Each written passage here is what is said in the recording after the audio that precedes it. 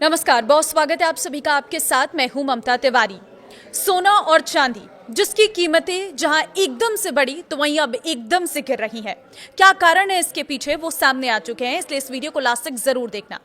सोना चांदी की कीमतें जिस तेजी से बीते कुछ समय में भागी थी, अब उसी तेज रफ्तार से क्रैश हो रही हैं। खासतौर पर चांदी की कीमतों में तो ग्लोबल कोहराम मचा हुआ है।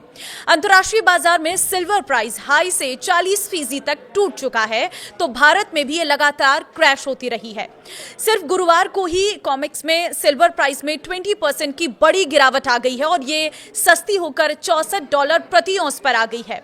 चांदी जिस तेज रफ्तार से भाग रही थी, उसे देखकर इसे खरीदने में पीछे रह रहे लोग चिंता में थे, लेकिन अब इसमें निवेश करने वाले दाम और बढ़ने की आस से बेहाल हैं, क्योंकि ये हाई पर पहुंचने के बाद हर रोज क्रैश हो रही है।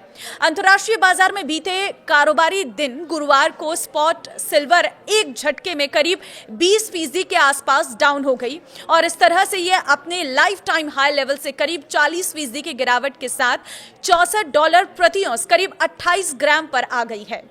इसका भाव बीते महीने $120 प्रति औंस तक पहुंच गया था।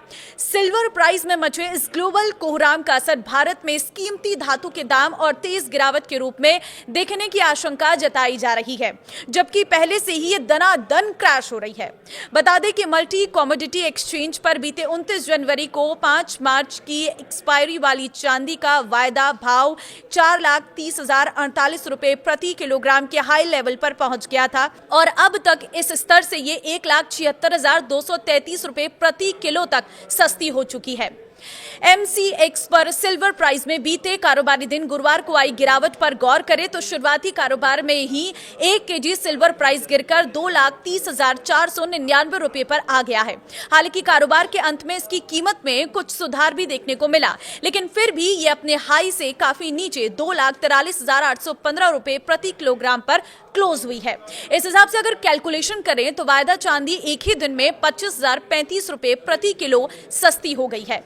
इसमें बीते 4 फरवरी का बंद भाव $2,68,850 था। चांदी के अलावा अगर गोल्ड रेट क्रैश पर नजर डालें तो बीते कुछ दिनों में ही ये भी हाई लेवल से काफी सस्ता हो चुका है। बीते 29 जनवरी को चांदी की तरह ही तूफानी तेजी के साथ भागते हुए 10 ग्राम 24 कैरेट गोल्ड का रेट भी $1,93,096 पर पहुंच गया था और इस हाई लेवल से MCX पर सोना अब तक $41,025 सस्ता है। बीते कारोबारी दिन गुरुवार को ये $1,52,071 पर क्लोज हुआ था। एक चीज गौर करना, सोने चांदी या गोल्ड सिल्वर ETF में निवेश से पहले अपने मार्केट एक्सपर्ट की सलाह जरूर लें। तो आज सोने और चांदी की कीमतों पर दबाव इसलिए है क्योंकि अमेरिका और ईरान के बीच तनाव कम होता दिख रहा है। मीडिया रिपोर्ट और मार्केट एक्सपर्ट्स के मुताबिक दोनों देशों ने संभावित न्यूक्लियर डील को लेकर बातचीत शुरू करने का ऐलान किया है और आज यानी शुक्रवार पहली बातचीत हो रही है। इस खबर के बाद निवेशकों का झुकाव सुरक्षित निवेश सेफ हेवन जैसी सोने चांदी से हटकर अमेरिकी डॉलर की तरफ बढ़ा है। डॉलर मजबूत होने से आमतौर पर सोने और चांदी की कीमतों पर दबाव पड़ता ही है।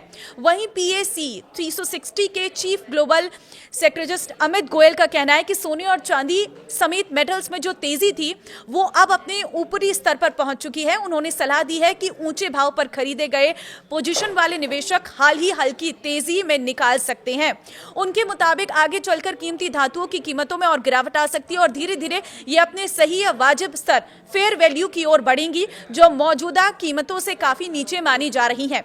मार्केट एक्सपर्ट्स के मुताबिक अमेरिकी डॉलर USD के मजबूत होने की वजह से सोने और चांदी की कीमतों पर बिकवाली का दबाव बना हुआ है। उन्होंने बताया कि अमेरिका और ईरान के बीच तनाव कम हुआ क्योंकि दोनों देश आज शुक्रवार को ओमान में एक बार फिर न्यूक्लियर बातचीत शुरू करने वाले हैं। इससे सोना और चांदी जैसे सुरक्षित निवेश सेफ हेवन की मांग कमजोर पड़ी है। वहीं डॉलर प्रमुख वैश्विक मुद्राओं के मुकाबले मजबूत हुआ है। तो अब आगे क्या? फिलहाल बाजार करेक्शन फेज में है। एक्सपर्ट्स मानते हैं कि यह अस्थायी है। मार्च के बाद नया साइकिल शुरू होगा और बाजार फिर से बूम करेगा। तो सोने और चांदी के मार्केट में आई हालिया उथल-पुथल ने ETF निवेशकों को सबसे अधिक प्रभावित किया है। अधिकांश गोल्ड और सिल्वर ETFs अपने लोअर सर्किट पर पहुंच गए हैं, जिसकी वजह से बिकवाली के ऑर्डर होने के बावजूद ट्रेड सफल नहीं हो पाए।